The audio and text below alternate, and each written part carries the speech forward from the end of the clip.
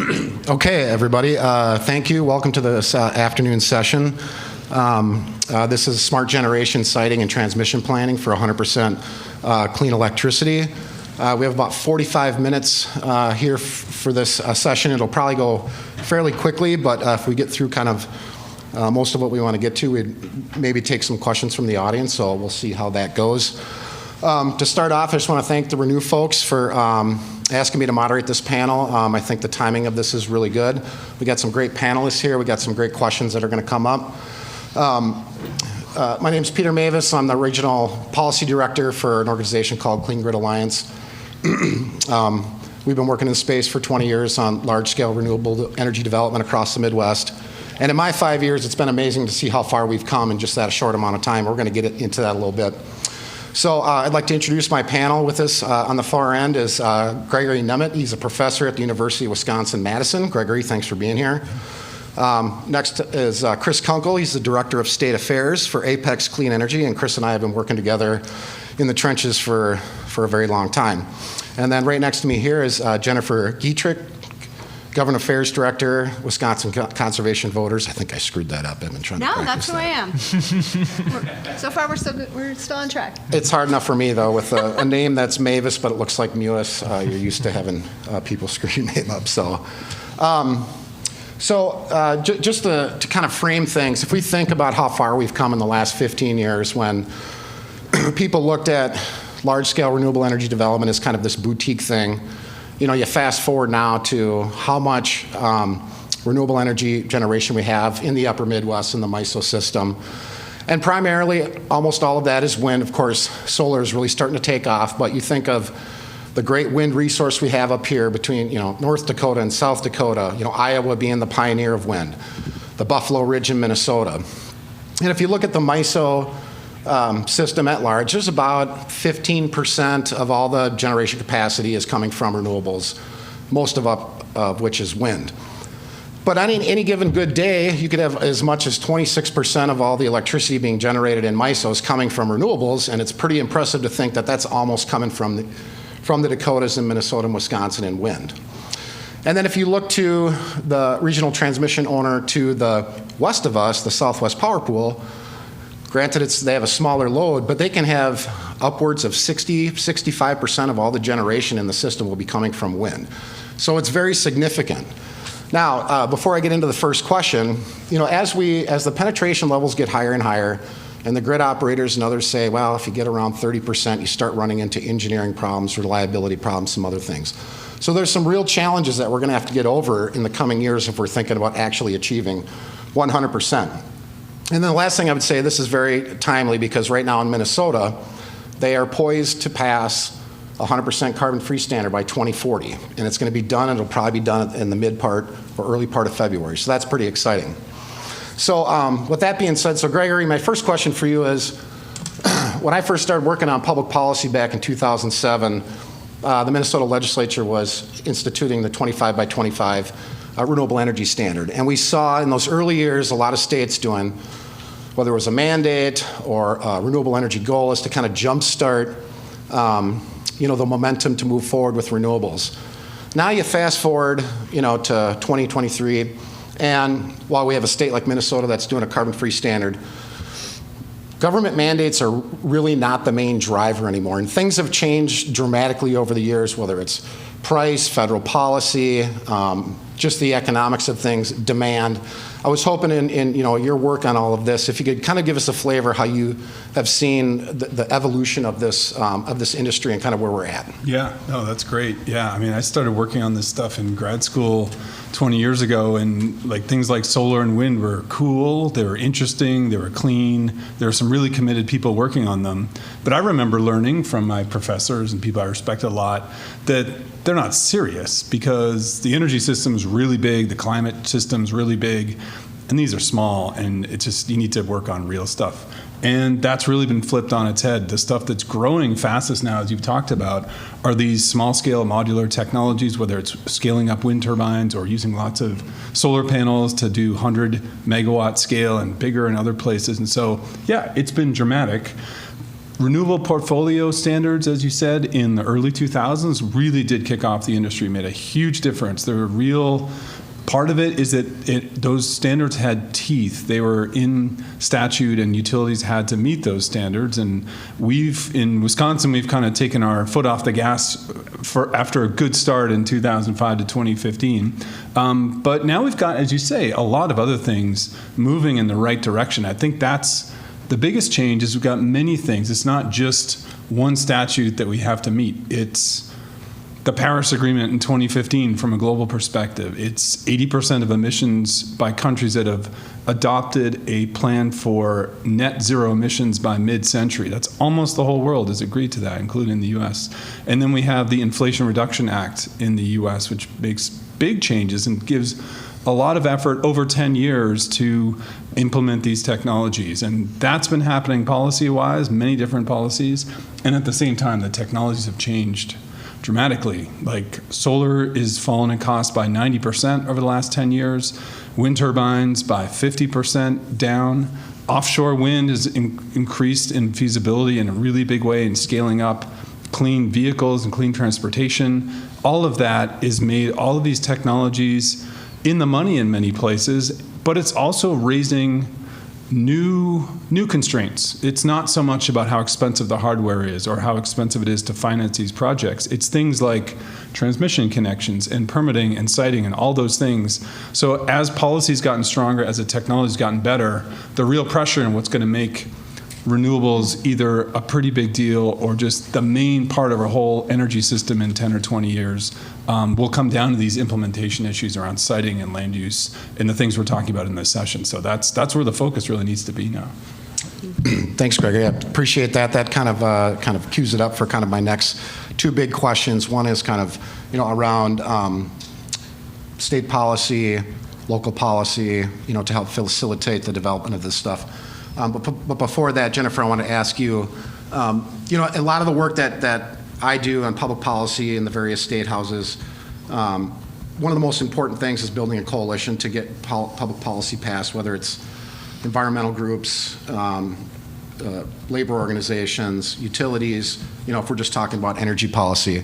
But we're also seeing challenges at the local level, trying to build coalitions and the importance of, if you can't build that coalition at the local and state level for these projects, it makes it very difficult to actually get them in the ground.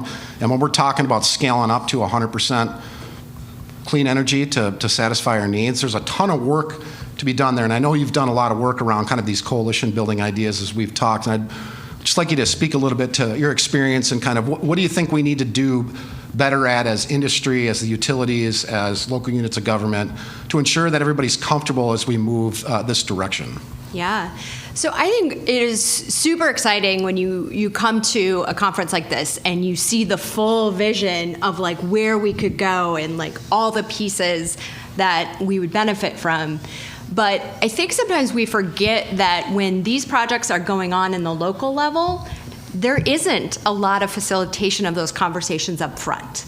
And I think that is the biggest challenge we're seeing here in Wisconsin when it comes to these larger scale projects, because there isn't the vision of how everybody locally can benefit. It becomes a particular landowner, or it becomes a particular consulting company that may or may not be using local labor. So I think part of what we need to figure out as we are working to like scale up to this 100% renewable energy is really think through in Wisconsin particularly. I feel like we are further behind in other states in mapping out the full transition from fossil fuels to a clean energy future. That, like the next 10 years on the technology front seems clear, or clearer, maybe not clear, but like how the workforce moves isn't. So right now we're talking about like for the coal plants or the natural gas plants that are being talked about being shut down in Wisconsin or being phased out, the workforce is in one part of the state, but where we want to build solar farms or wind farms are in another part of the state. How does that transition happen, and how do we make sure that as we do that, that we have a workforce that can live in communities across our state and support their families, and making sure that we are not just depending on kind of fly-by-night non-in-state developers to help do that.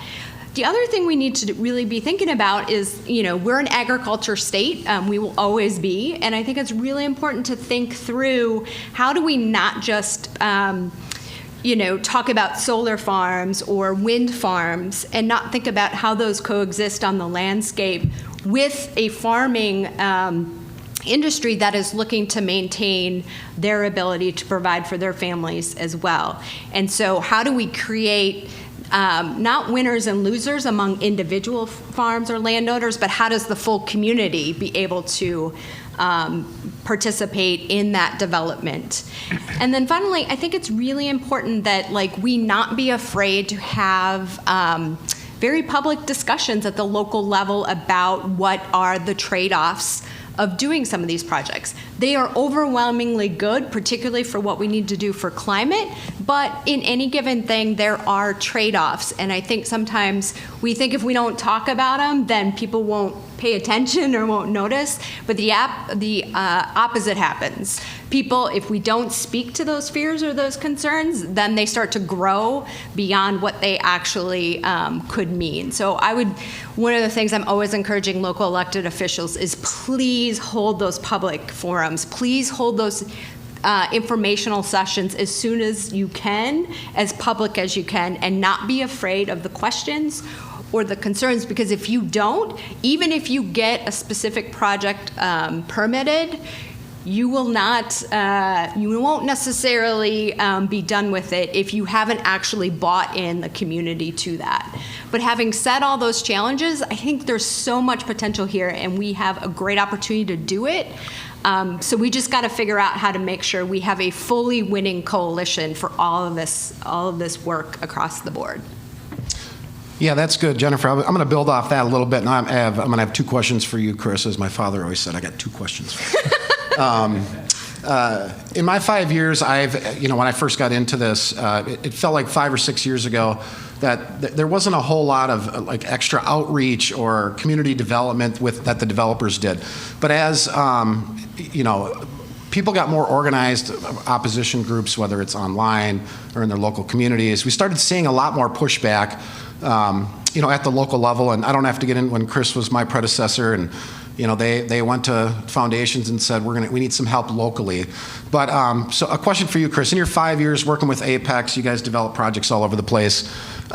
Maybe you could speak to your experience of how, when you first started, about how the community engagement process worked for a company like yours, kind of scaled up now till where we are in 2023. I talk a lot of developers, very unique, very interesting ways that they engage with the community. You have other companies that come in, that contract with developers to have local offices and do all this local work. So maybe speak to that, and then I would like to ask you about some siting policy. Yeah, thanks. In my mind, I think this concept of community engagement, community acceptance is the single biggest challenge and opportunity facing our industry over the next decade. I mean, you think about what Jennifer said, what Greg said, just the sheer scale that we're talking about of new stuff that needs to get built, whether it's wind farms, solar farms, transmission lines, everything in between. It's a lot of new steel in the ground, right? And that's going to, because of the way the energy system writ large has evolved, will continue to evolve, it's going to bring in a whole lot more communities than have ever had any experience dealing with energy infrastructure at this scale.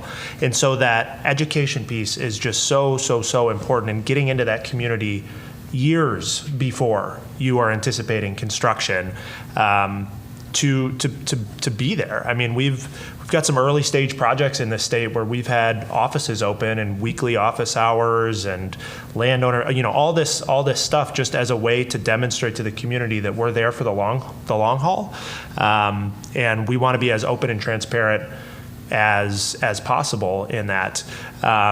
We're not the biggest company in the space, but our public engagement team is now probably 30, 35 people working around the country.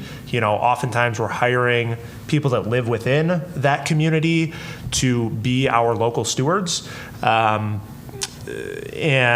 help communicate the economic opportunities that these projects can can really deliver to, again, parts of the state, parts of the region, parts of the country that have never really seen this type of economic development before, and the benefits that come from within it. So I think this is the single biggest thing that our industry, whether it's the utilities who are doing this, whether it's independent companies like us, the single biggest thing that we need to be doing a better job of is building that community acceptance. And it's getting harder and harder to do, right? To your point, the level of organization and misinformation that we see from opponents who are quite literally, going from county to county, organizing one state to the next state.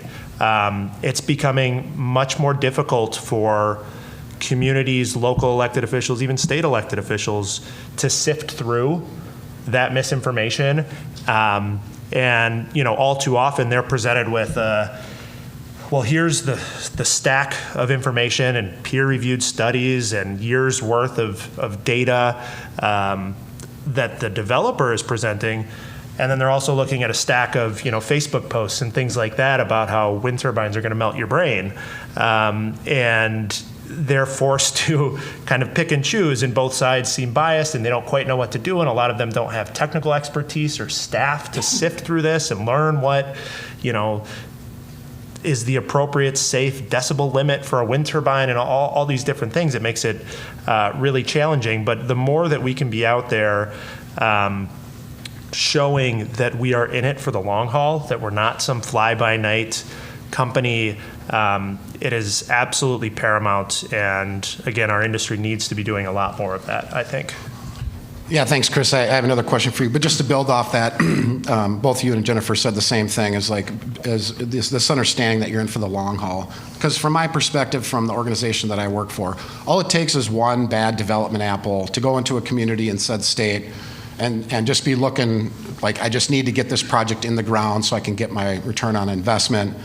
And if they create a lot of blood within that community, that bleeds over into other parts of the county, and it makes it more difficult for everybody. So I appreciate that. I've seen the evolution of this public engagement. I think that is going to have to continue, for the long haul. And these people have to know that these companies are in these communities and that they're in here, for a long time. I want to be part of it.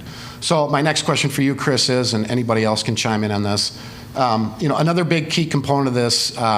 And Chris and I, this is kind of right in our wheelhouse, is this idea of the permitting environment in the various states that we work in.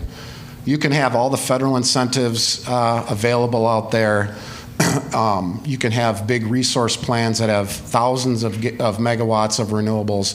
But if you have an unfavorable permitting environment in said state, you be in a position where you may not be able to get anything accomplished. Now, the states that we work in the upper Midwest, they all do it a little bit different. I would say a state like Wisconsin has a very stable permitting environment. A state like Minnesota has a very stable permitting environment. We have other states where everything's done at the township level. You have some where it's all done at the state level, and kind of everything in between. And so, Chris, I'd like you to just kind of speak.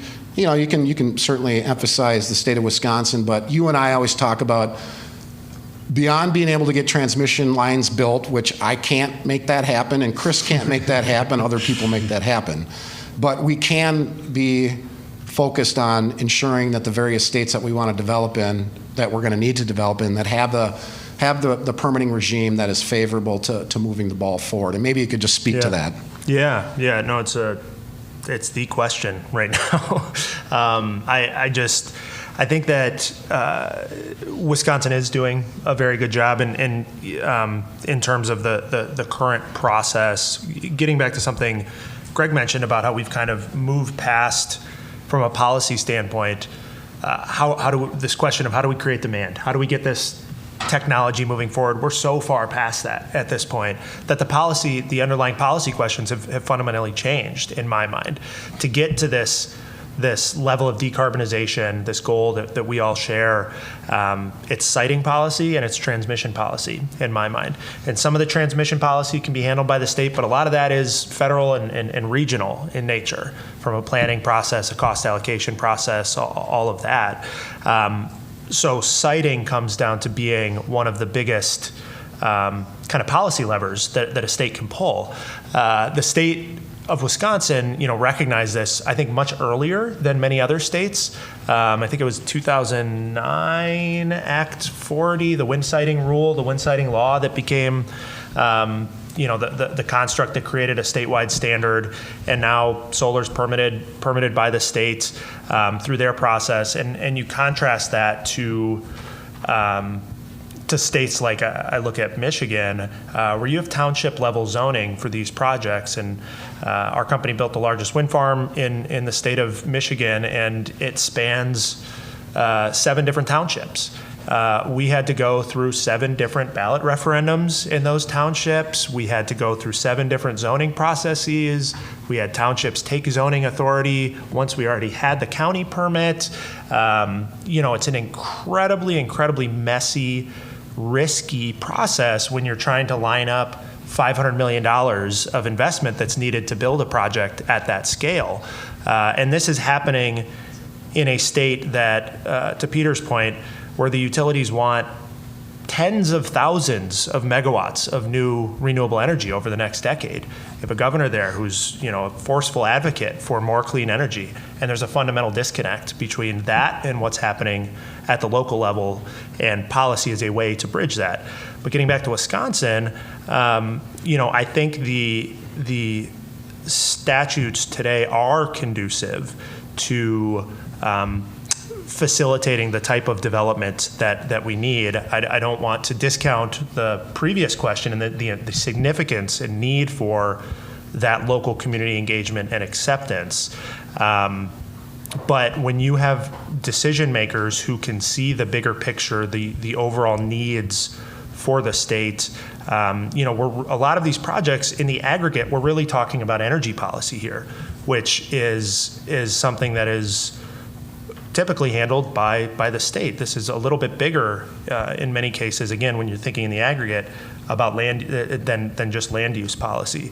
So I think Wisconsin is, from a regulatory environment, in pretty good shape relative to some surrounding states, and I think the state will benefit significantly over the next decade from that by having that predictable, stable climate to facilitate the level of investment that we need to meet these goals and decarbonize the economy at a scale and pace that we all know is needed.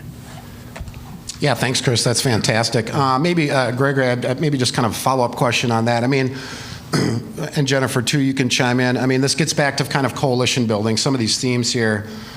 Not only where we look for positive improvements in the permitting environment in the various states, and of course there's tax policy and other things that we occasionally have to work on.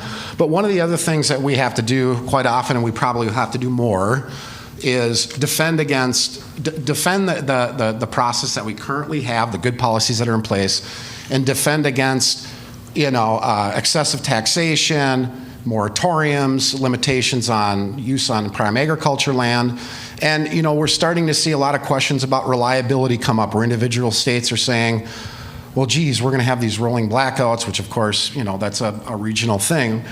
But you'll have a legislator that says, well, by God, I'm not going to let my constituents go dark, and I'm going to do something about it, and I'm going to do it in my state. So maybe a question for you, Gregory, in your work, kind of in this sphere. I mean, do you see, we know that there's no panacea for a policy. We can't have a perfect, strict policy on what works best.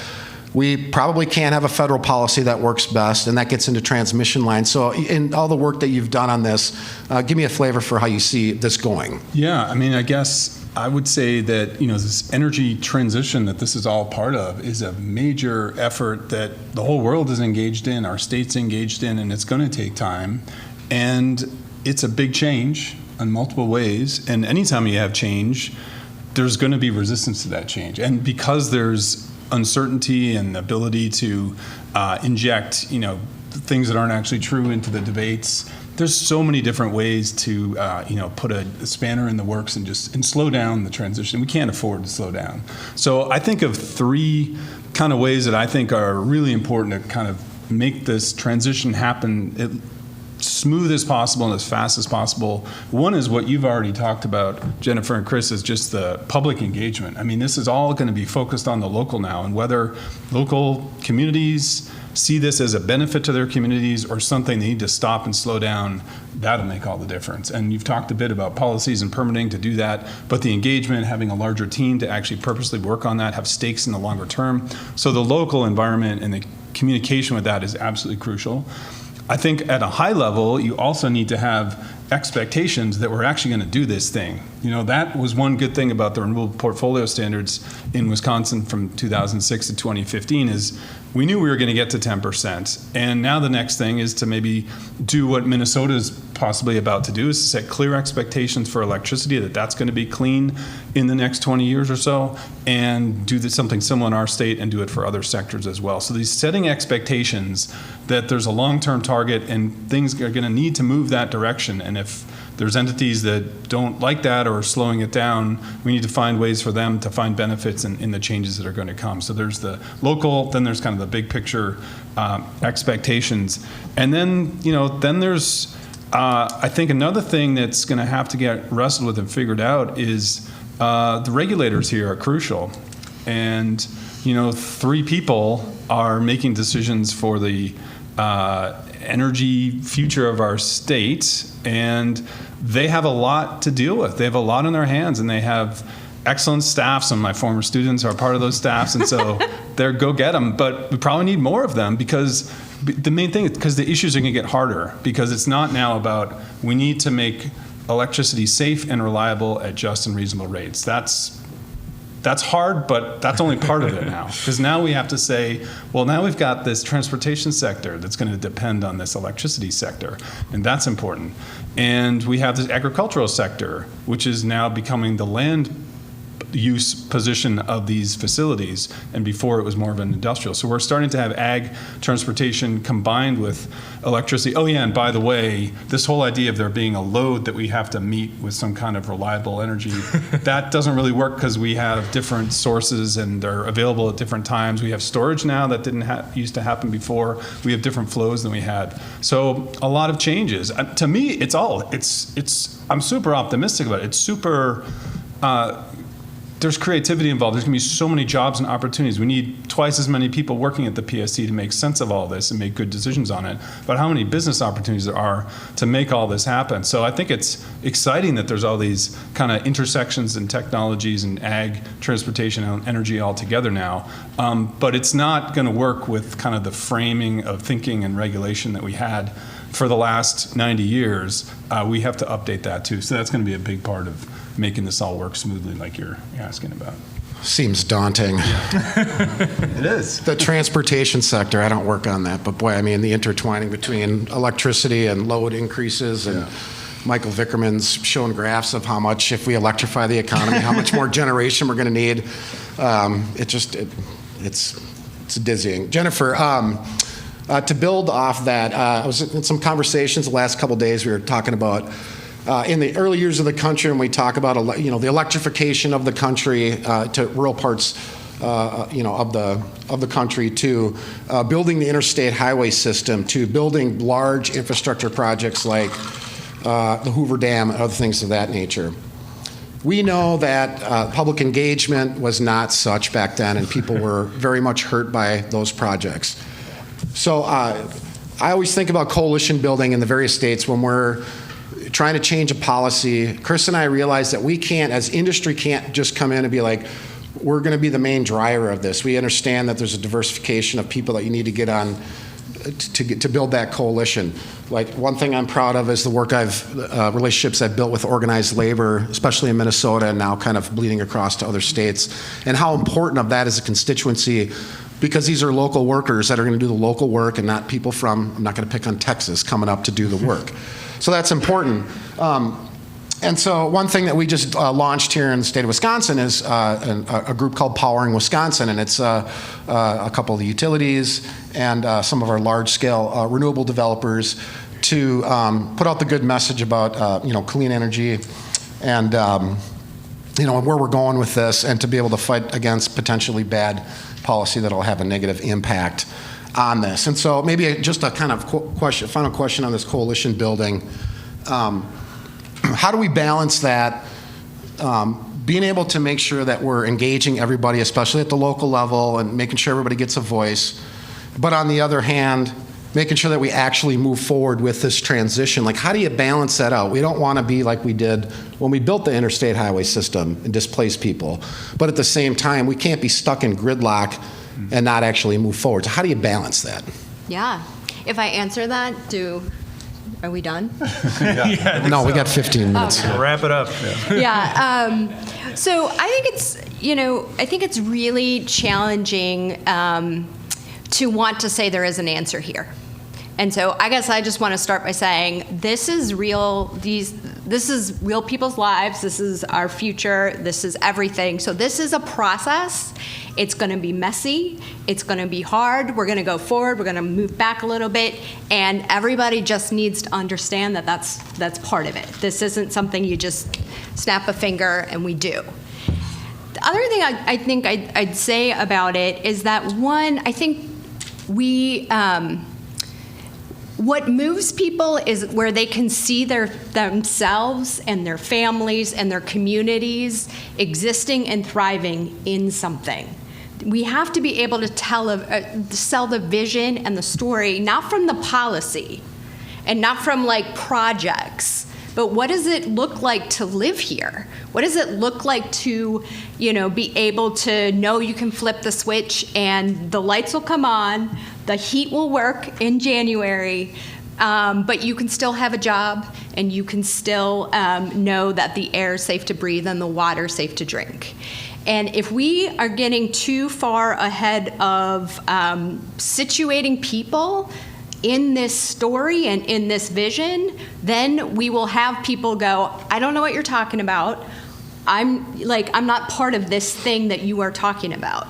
And I think one of the things I would just say about the state of Wisconsin, like we may have a stable regulatory environment, and that's wonderful, but what we haven't had that we used to have at the state level was state planning for energy, where it was everybody, all the utilities, all the communities, everything was in one vision, so we could look and see, do we have what we need to be able to create this vision of where we are going as a state to meet this renewable energy goal? We don't have that anymore.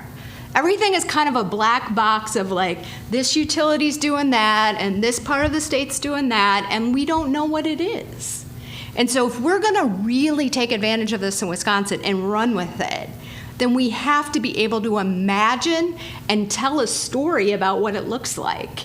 And then we can put in the policy pieces, and then we can build the projects, and then everybody else will be in there with us. And so that, to me, is how you do it.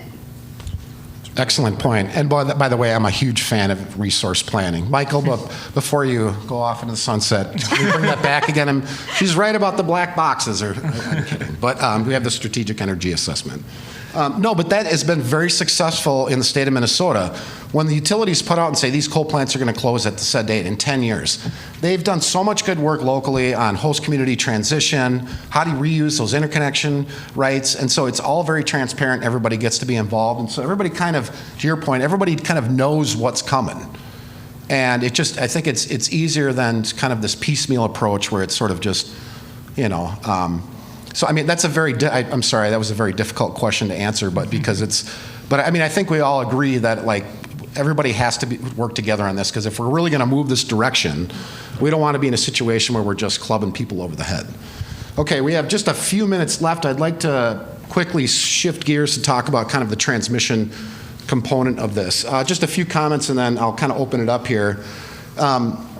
You think about the invention of these regional transmission organizations, to kind of, rather than the utilities kind of communicating with each other to balance the grid, and the efficiencies and the concept of these, for everybody in a region to rely on each other. You don't need as many resources. You can borrow resources if you need.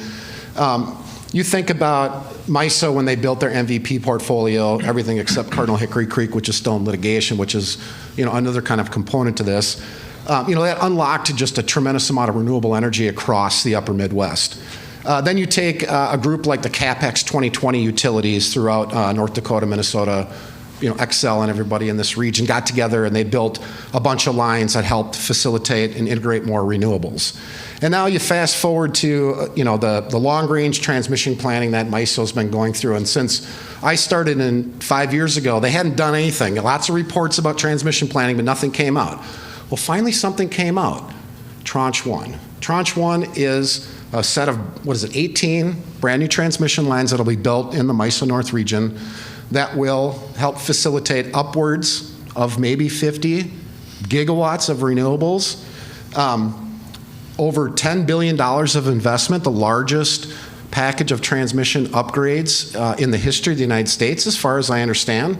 And so this is very exciting. But with that, similar themes, it takes a really long time to site and route and permit a transmission line, and they're much more contentious than a wind or a solar project.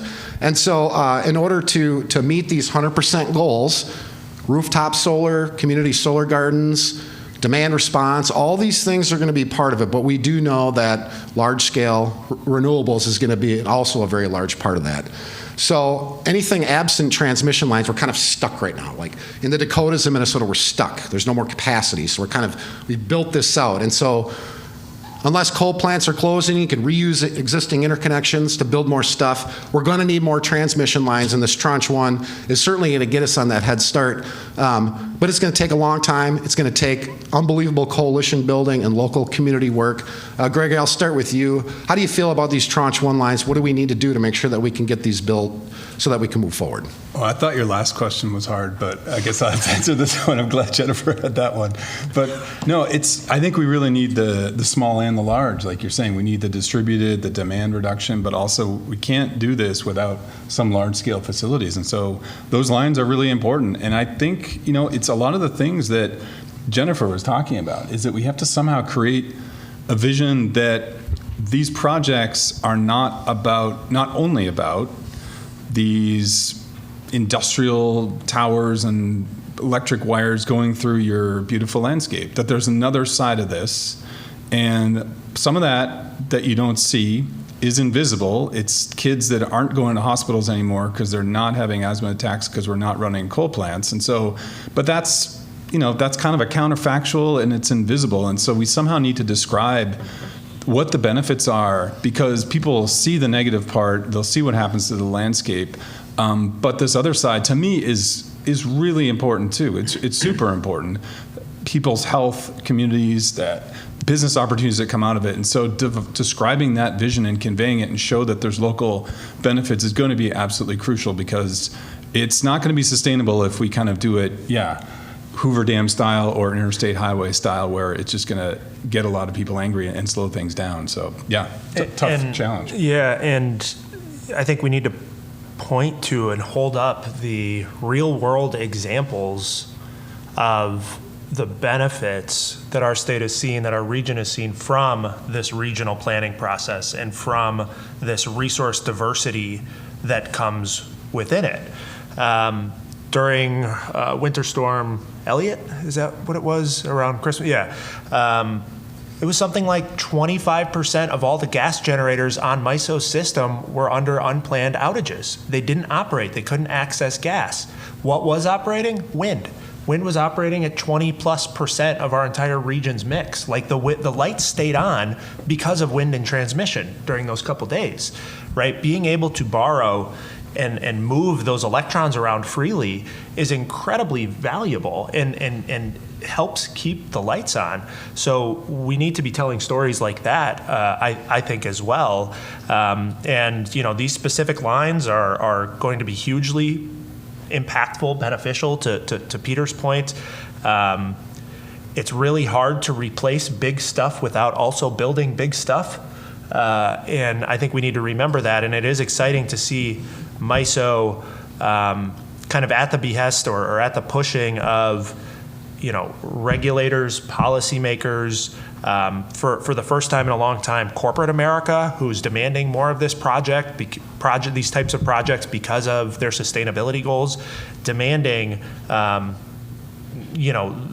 this grid of the future, which is going to include large-scale transmission. So tranche 1 is really important. Getting those lines permitted and built as expeditiously as possible is going to accelerate the pace of decarbonization in the state.